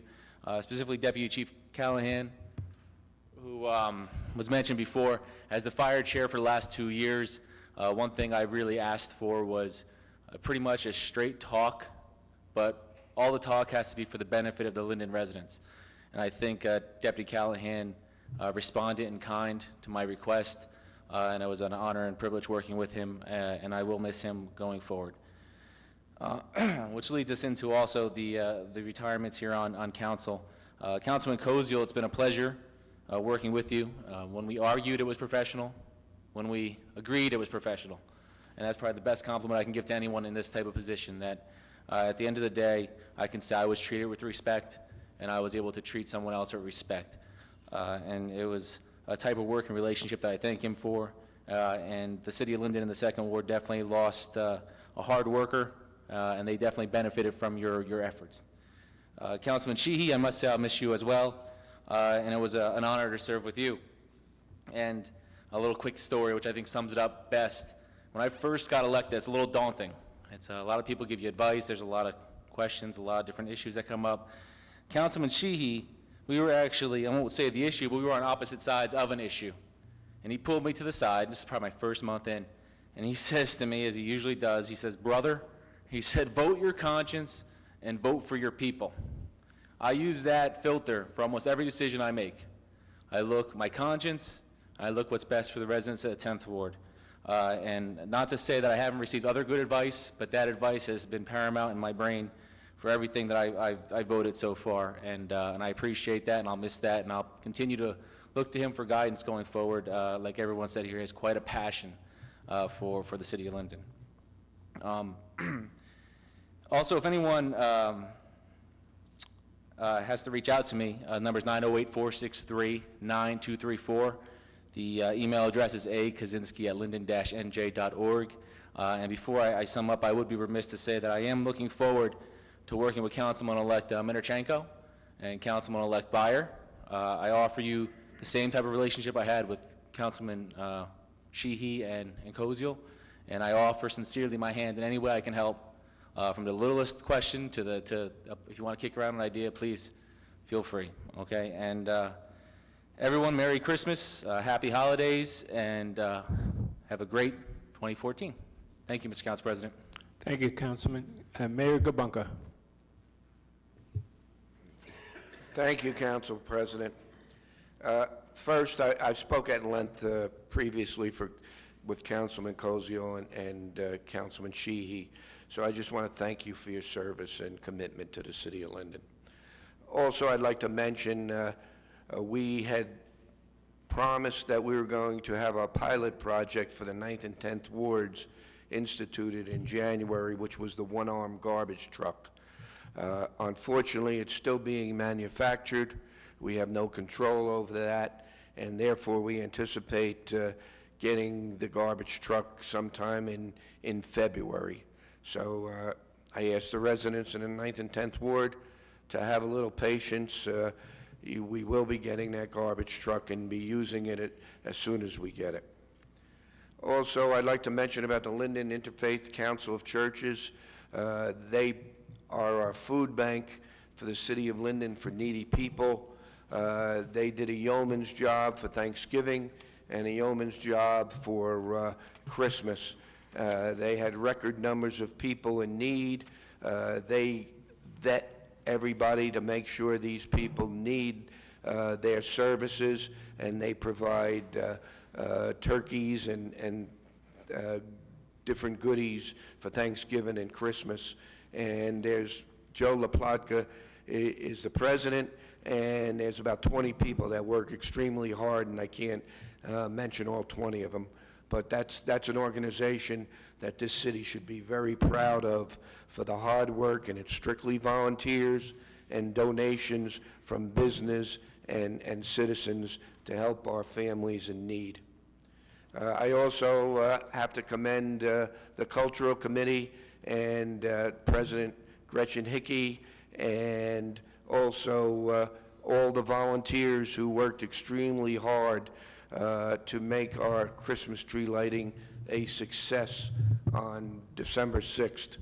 Unfortunately, it rained heavily on our parade, so we had to limit the outside activities and the tree lighting ceremony. And it was a shame because we were honored to have the tree lighting person be Marie Gregorio, who's the widow of former Mayor John Gregorio, who passed away recently. And it was an honor to have her participate, because after the tree lighting ceremony, we went to the JTG Center, had some entertainment with high school singers and dancers, and had Santa Claus give presents out to all the children. So even though the rain dampened the spirits on the outside, it sure didn't dampen our spirits on the inside. And again, I wish Marie Gregorio the best and thank her for honoring us with lighting the tree ceremony. I'd also like to mention that the Cultural Committee is also going to be issuing 3 $100 prizes to the houses that are lit the brightest and the best in the city of Linden. Again, this is something new we started this year to encourage the holiday spirit and to encourage houses and families to participate in beautifying their neighborhoods. So the Cultural Committee is going to be judging that very shortly and awarding the prizes. That's about the end of my report, Council President. Again, I'd just like to wish everybody a Merry Christmas, belated Hanukkah, and a happy, healthy New Year. Thank you, Mr. Mayor. Moving to resolutions 2013-424 through 2013-457. Public comments will be permitted on those specific resolutions to be removed from the consent approval. Please read the synopsis of the resolutions which have been prepared by the City Clerk's office. Each is informative and self-explanatory. However, if you wish to address a specific resolution, the council will entertain questions on it. Does anyone wish to remove a resolution 424 through 457? Pat Hero? 427, 434, 435, 436, 452.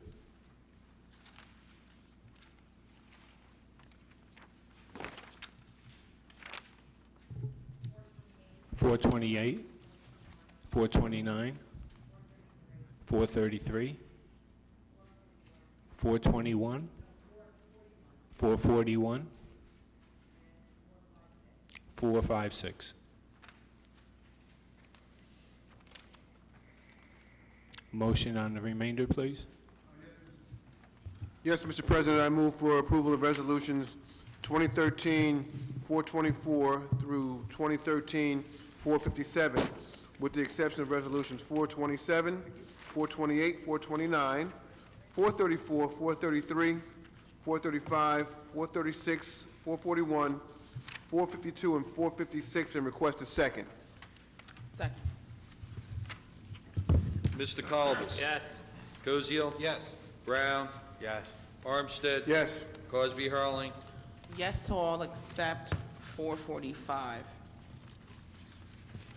Sadowski? Yes. Yemakaitis? Yes. Medina? Yes. Kaczynski? Yes. Mr. Moore? Yes, except for I abstain on two. I'm not sure if they removed on 433 and 446. Pat Hero, 427.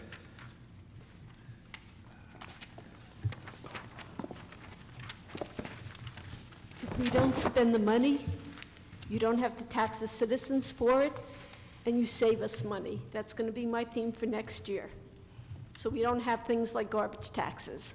But on this, we're purchasing an installation of playground tiles from Corby Associates for the Recreation Department in an amount not to exceed $28,379. Council President. That's a lot of money. What's it for? I know it's playground tiles, but how many playgrounds? Can I, No, let Mr. McDonald decide. Mr. Armstead? well, we do have a department head, Mr. McDonald here. I'm sure he's capable of answering it if that's what you like.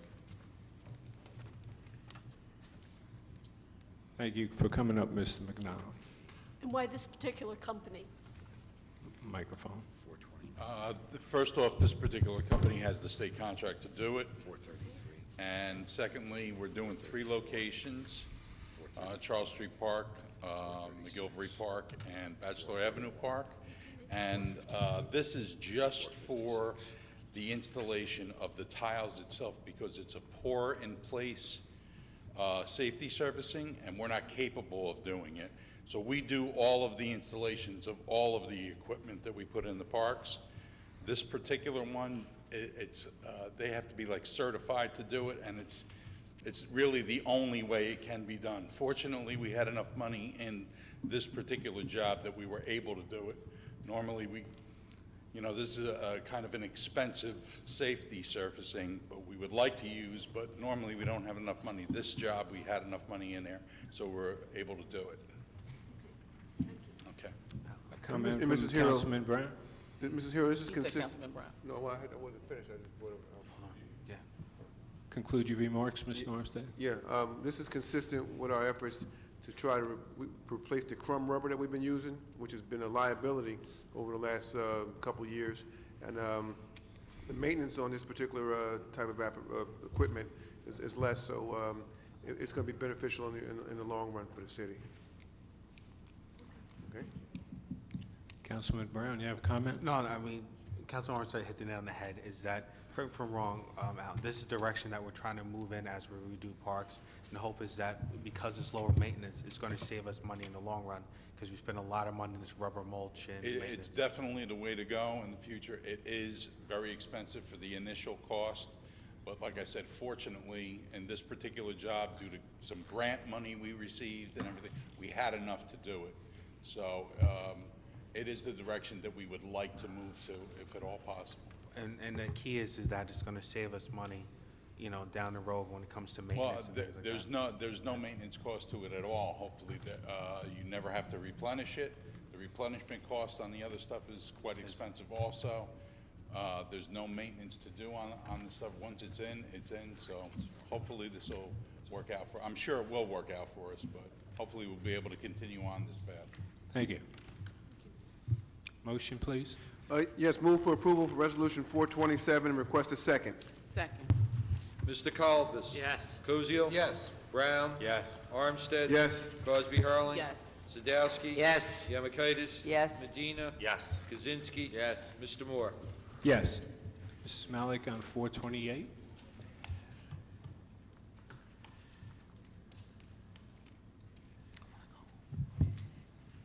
Resolution for the purchase of time and attendance services. What's this all about?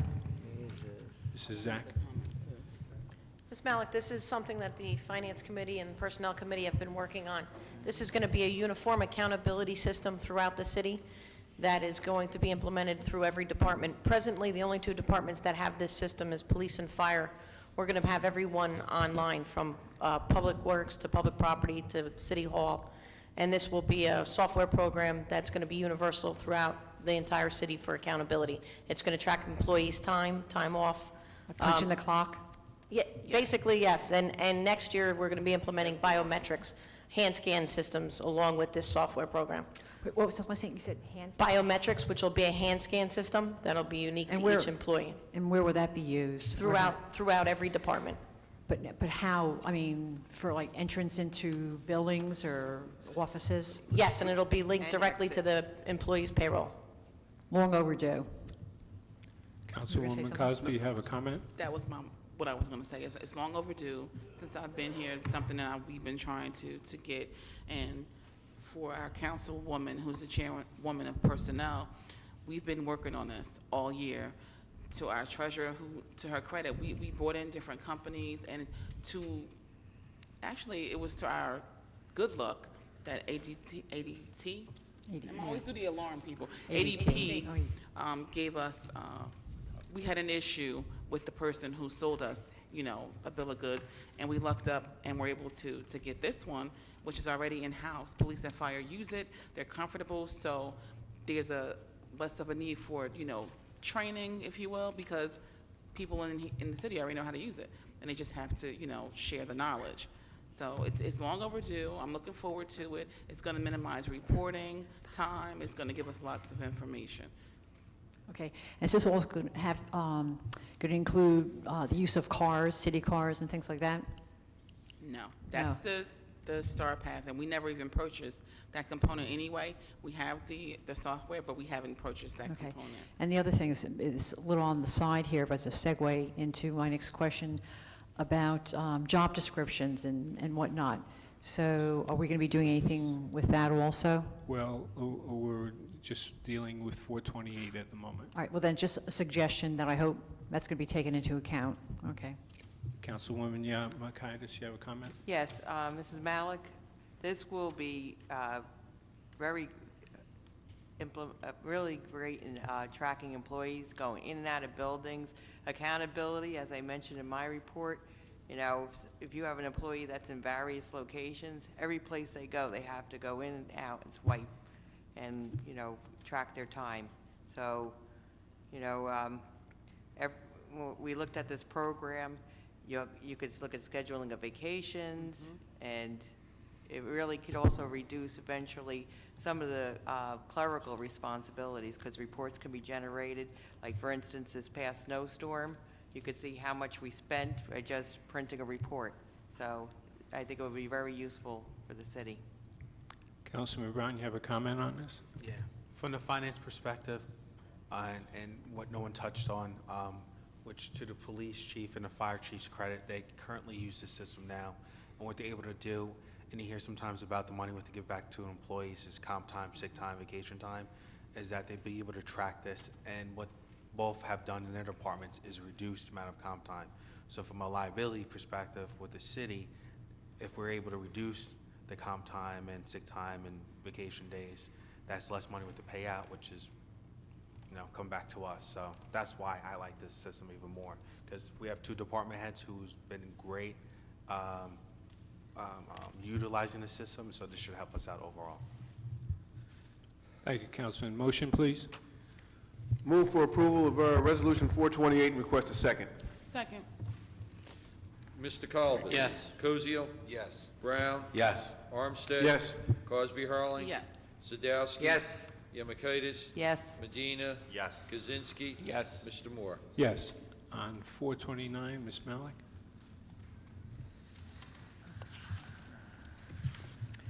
What does this resolution really entail, you know, qualifying certain professionals for certain positions for calendar year? Ms. Sack?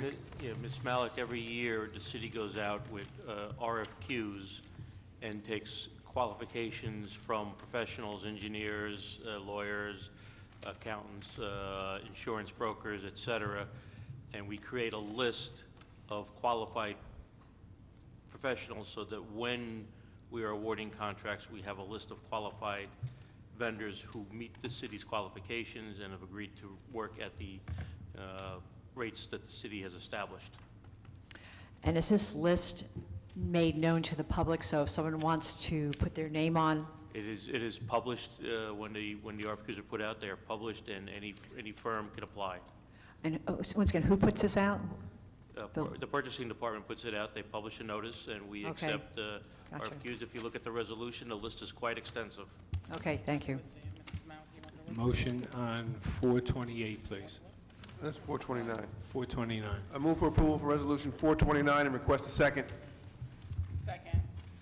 Mr. Colbus? Yes. Koziel? Yes. Brown? Yes. Armstead? Yes. Cosby Harling? Yes. Sadowski? Yes. Yemakaitis? Yes. Medina? Yes. Kaczynski? Yes. Mr. Moore? Yes. Ms. Malik on 433. This is a good one here. How long has this act, this Wildwood Act, been around? And if it's been around for a long time, why just are we embracing it now with the election of James Moore as our council president? Ms. Malik, the act itself has been around since the late 1800s. The city was incorporated under it in 1924. The issue that's being litigated was raised by the council a couple of years ago. The decision was to go forward to clarify it as to how the council president position became an elected position, which is not part of the form of government the way it is written. So this is expected to be resolved shortly. It's basically asking the court for an order to determine whether we're doing things the way we're supposed to be doing or whether we should be doing it a different way. I just find it strange that it's been around for so long and just perchance it pops up and we're starting to do something about it. So just my general comment. Councilwoman Cosby Hurley, you have a comment? Yeah, Mrs. Malik, I just want to remind you, this actually started 3 years ago. When Councilman Brown and I were seated, there was a question raised, and it didn't come until last year that the council agreed as a whole to look into it. Again, that the whole purpose is Council President Moore is the council president. Previous to whenever this was changed with the scratch out on the ballot, it was council at large. And that person, council at large, was responsible to the entire city, not just one particular ward, whereas you're now electing a council president who only is responsible for presiding over the meetings, whereas before, the person would be selected from the entire body. So it's important that we know, because Council President Moore is seeking re-election. And is he going to run as the council president, or is he going to run as council at large? And again, council at large is a person who's responsible to and for the entire city, not just running a meeting and coming, to the council to do the meetings. And everybody agreed. He agreed, everybody agreed. So I'm hopeful that it'll be done sooner than later, so we all know, what we're voting on next year. Thank you, Mrs. Cosby. Motion, please. Yes, prior to my motion, Mr. Council President, I do think that you were duly elected by the people of this city to be council president, and I do think that there were some hidden agendas with regard to the questioning of your authority as the council president. It had never been questioned before, but somehow you came under question. And again, it's my opinion that there were some political motivations here, but that's only my opinion.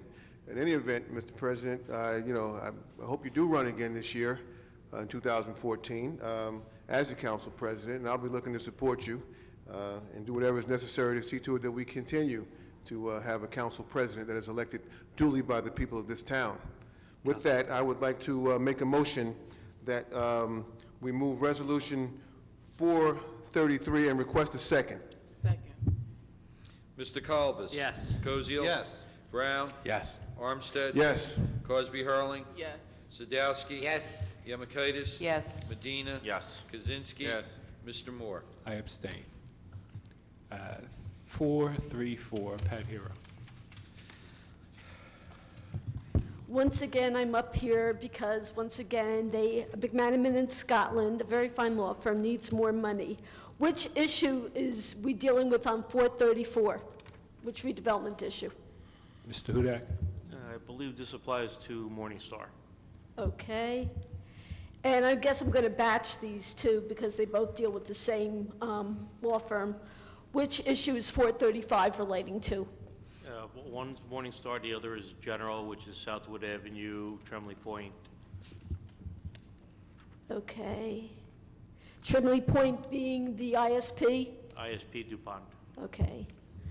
For the Morningstar project, we have now spent $158,331 just in legal fees alone. That doesn't include any of the other costs that we've had with Morningstar, nor the property taxes we've lost by having those properties off the property tax rolls for that long of a period of time.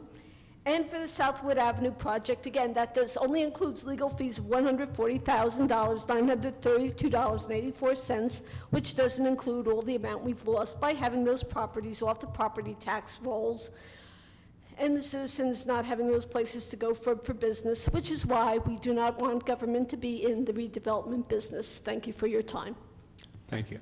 So we'll ask for a motion on both, on 434 and 435. Yes, Mr. President, I move for approval of resolutions 434 and 435 and request a second. Second. Mr. Kalbus? Yes. Koziel? Yes. Brown? No. Armstead? Yes. Cosby Hurling? Yes. Sadowski? Yes. Yemakaitis? Yes. Medina? Yes. Kaczynski? Yes. Mr. Moore? Yes. 436, Pat Hero.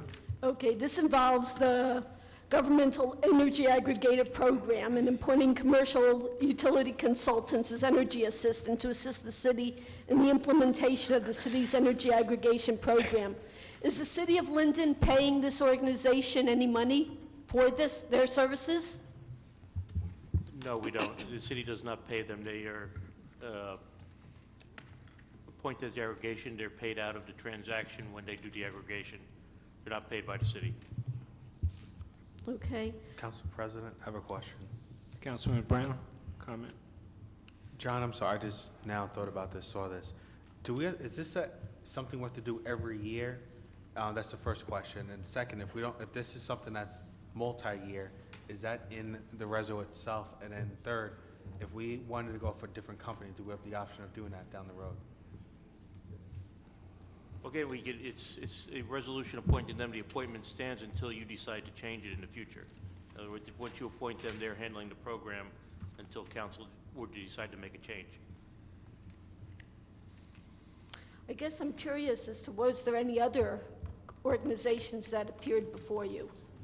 And you selected this one as the, Yeah, okay. We'd already responded to that when when you asked that same question on the ordinance, that we'd gone through a process. How many organizations were there, other than this one? Joe, I think the clerk reviewed that, so. I'm sorry, I didn't hear you. This organization came forward and presented a proposal to the city. They had been in a number of other towns, and I spoke with the other towns and put together a report for the council, and the other towns were satisfied. The information, along with a list of the other qualified companies by BPU, were presented to the engineering committee, and the engineering committee then made the selection. Okay. Council President? Councilman Brown, you have a comment? Just to clarify, how many, though, other companies? Is this the only company we looked at? This is, Council President. I know I saw 2 other companies besides the one that actually physically came in. I'm almost positive there was another company, and we're like, well, why do we want them if we don't know if there's anyone else out there? So that's when it went back to the whole council, then to the committee, after the clerk did his research. So we didn't just, say, oh, we like him, he has a nice haircut, and, somebody knows him. No one knows him. We were, interested in getting this for the benefit of our city and also for the residents in the city. So, it's a good deal. You don't have to have this if you don't want it, but I'm confident that we are going to be saving money, not just for the city, but also for the residents. Again, people are doing this individually, and they're not saving as much as we could collectively. So that's why I supported, moving in this direction. Okay. Can I ask, how much would you generally make off something like You this? have for 20 the seconds, city? please.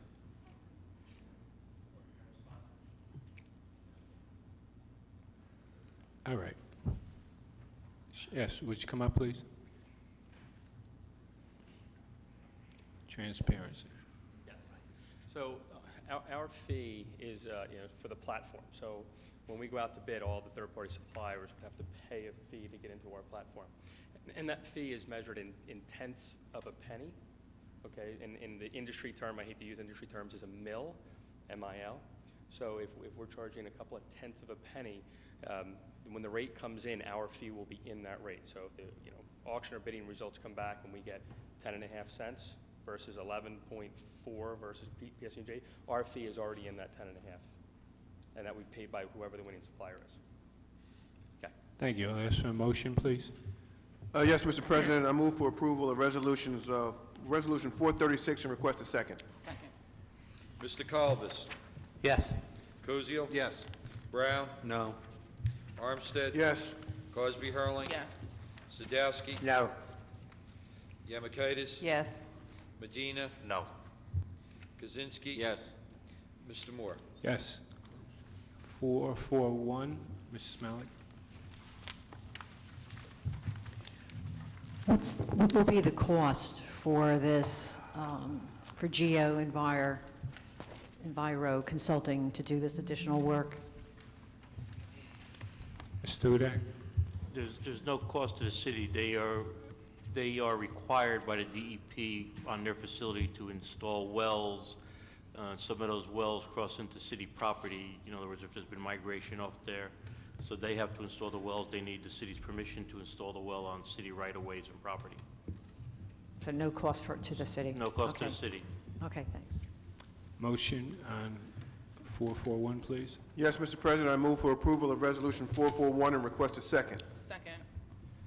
Mr. Colvis. Yes. Koziel. Yes. Brown. Yes. Armstead. Yes. Cosby Hurling. Yes. Sadowski. Yes. Yemakaitis. Yes. Medina. Yes. Kaczynski. Yes. Mr. Moore. Yes. Pat Hero on 452, please. Is this with relation to the Morningstar project? Yes, it is. Okay. And it says site access and demolition of structures and an agreement with the Union County Improvement Authority. Is that the Union County Improvement Authority is the one in charge and they're going to allow us site access to tear it down, or are they going to tear it down? Can I answer that, Council President? Mr. Mayor, please. That is the St. George Avenue redevelopment area. That's a building which the Union County Improvement Authority owns as our redeveloper. We designated them as a redeveloper going back in 2005. We have the money through CDBG funds to demolish that building. It's been vacant for a considerable amount of time. We don't want squatters in there. We don't want a fire in there.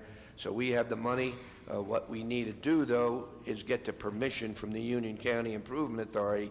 It's just a legal issue, but they own the building, so we got to get permission to knock it down. And that's what they agreed to.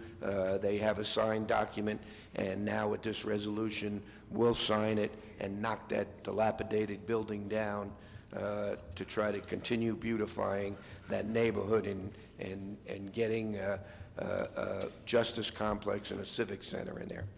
Okay, I think I know the building you're referring to. Thank you. Motion on 452, please. Yes, Mr. President, I move for approval of Resolution 452 and request a second. Second. Mr. Colbus. Yes. Koziel. Yes. Brown. Yes. Armstead. Yes. Cosby Hurling. Yes. Sadowski. Yes. Yemakaitis. Yes. Medina. Yes. Kaczynski. Yes. Mr. Moore. Yes. Mrs. Malik on 456, please.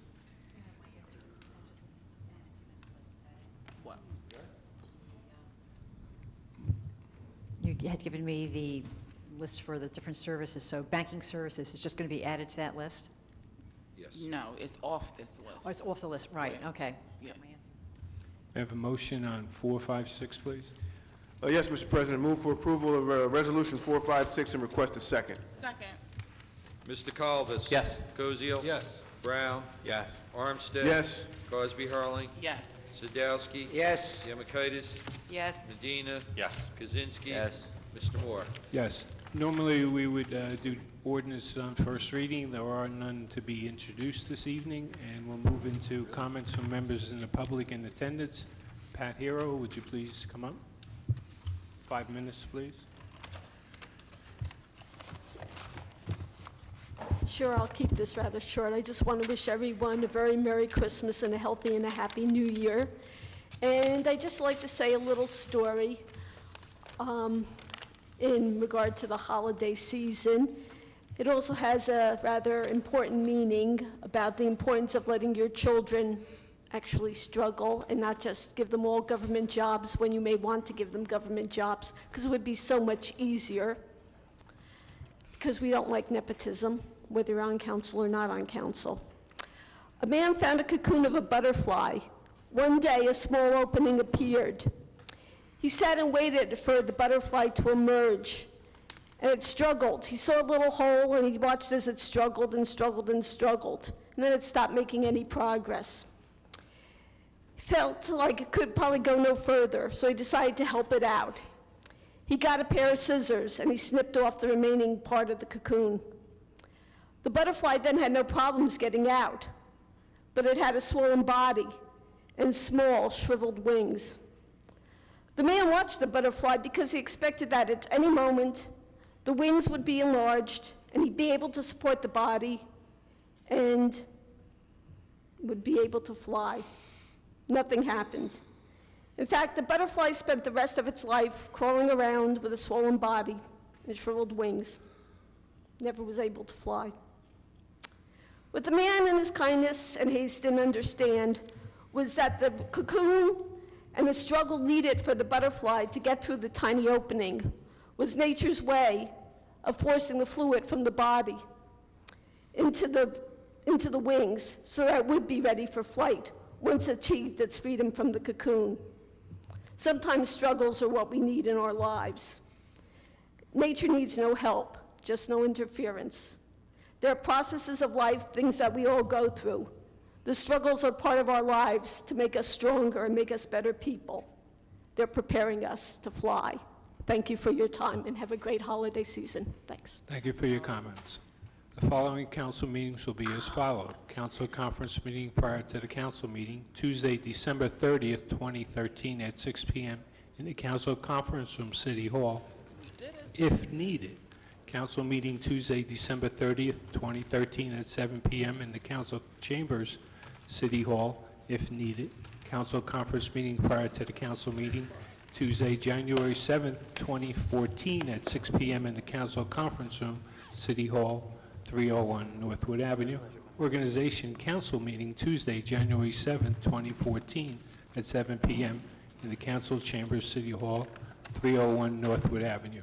I ask for a motion to adjourn. Motion. Second. Mr. Kalbus? Yes. Koziel? Yes. Brown? Yes. Armstead? Yes. Cosby Hurling? Yes. Sadowski? Yes. Yemakaitis? Yes. Medina? Yes. Kaczynski? Yes. Mr. Moore? Yes, and good night, everyone.